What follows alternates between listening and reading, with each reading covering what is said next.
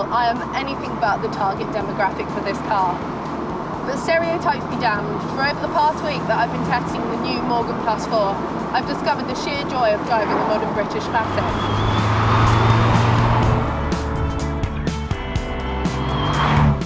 Now that term, modern classic, is thrown around liberally in the motorcycling world, but I've yet to hear it prescribed to a car.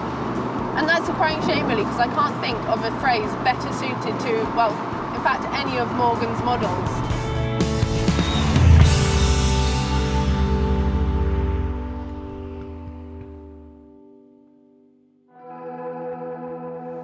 The Plus 4 is the second model to be built upon Morgan's new bonded aluminium CX platform, after the Plus 6, and it features an ash frame upon which the hand-rolled and beaten aluminium body sits. That's right, it's 2020 and Morgan is still building cars with wooden frames. Talk about doing things differently.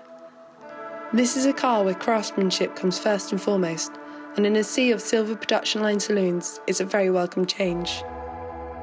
Our test model is finished in a sport green with optional body-coloured wire wheels, hand-stitched black leather seats and oatmeal, or rather beige carpets. It's a wonderful combination, and with the additional spotlights, looks very cool indeed. Inside, it's comfortable and capacious, and to all intensive purposes, looks like any other modern sports car.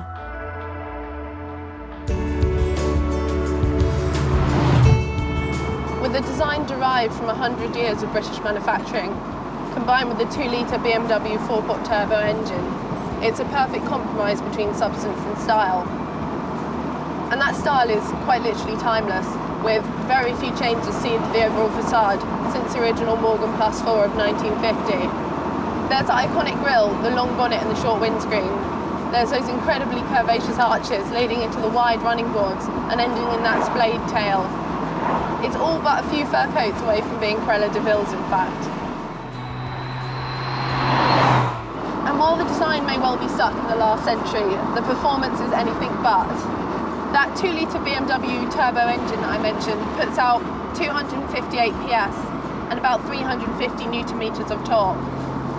It can accelerate from 0 to 60 in 5.2 seconds and top out at a maximum speed of 150 miles an hour.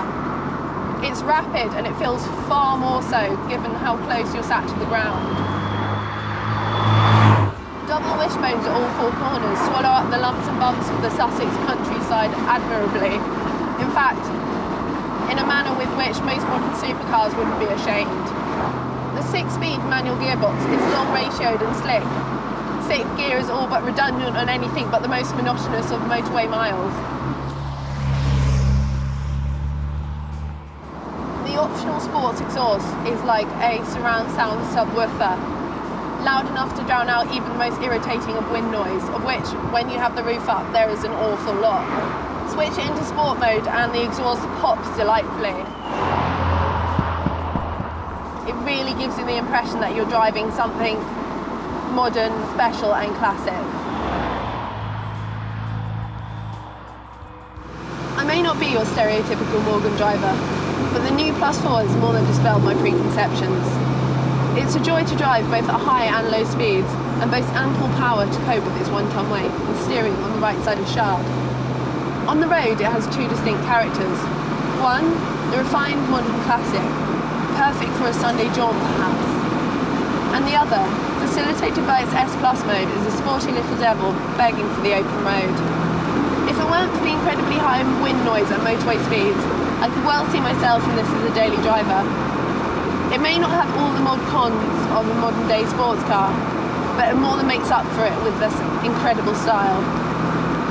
And that style is today as iconic and beautiful as it was in the Morgans of half a century ago.